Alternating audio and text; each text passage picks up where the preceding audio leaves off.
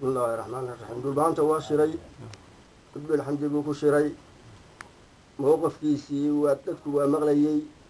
waa tii meel walba saxaafadda iyo meel walba laga sii daayey nimanka maanta lasoo ururiyay ee masaabiirta ah ee aan cidnaba matelinna warka ay sheegeen maanta ee ay soo duubeen waxba kama jiraan weeye waa waxba kama jiraan weeye warkaas go-aanka iyaguna waa midkii waxay qabiila tidhi qabiila ka tashatay nima odhan waayo waa intii axmed hoolfiirigu dhulbahanta ugu dhamaa iyo garasareebaanba ugu dhamaa marka adduunka iyo caalamka waxaan u sheegaynaa waxaa iminka ay nimanka somalilan wadaan inayan waxna quseeya ahayn waxna quseeya inayan ahayn baan caalamka iyo ummadaha ummadaha u sheegaynaa saasaan u sheegaynaa waxaan hadda noo ururinaya la wadwaada waa dad yaryaroo meelahan xoogaa lacaga la siiyo qarasho oo hawsha la doonaya in kufaynka laga buuxsado weeye waxba kama jiraan waxyaalaha waxa maanta xamdi laga duubay assalaamu calaykum waraxmatullaahi wabarakaatu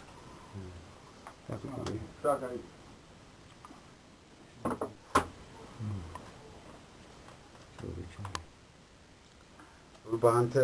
wuu isu tegey wuu shiray wuu wada hadlay dal iyo dibad meel kasta uu joogo codkiisiina waxaa ku hadlay garaadka ugu weyn garaadadiisa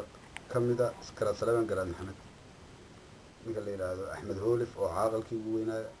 ninka la yidhahdo maxamed cumar cani walbuu hadla ka hadlay isaguna ku dhaya nin ciyaartooya haddii ciyaartooy barasiil leedahay uu faransiisku kiristo faransiisku u ciyaaraya dadka maanta meesha laga hadalsiinayo ciyaartooyda isaaqnin nabad diyaaru ma aha wax nabaday doonayaan ma jirto hadday nabad diyaar u yihiin ciidankay qaadi lahay isaaqa kale laftigooda habar jeclada marka laga reebo hadday nabad diyaar u tahay habar jeclay qaban lahay wax nabadu ay doonayaan ma jirto annana waxay wadaan ummadduna way aragtaa islaamkuna wuu arkaa maantana dadkaa meesha laga hadalsiiyey waa ciyaartooy la kalasta wasalaamu calaykum waraxmatullahi wabarakatu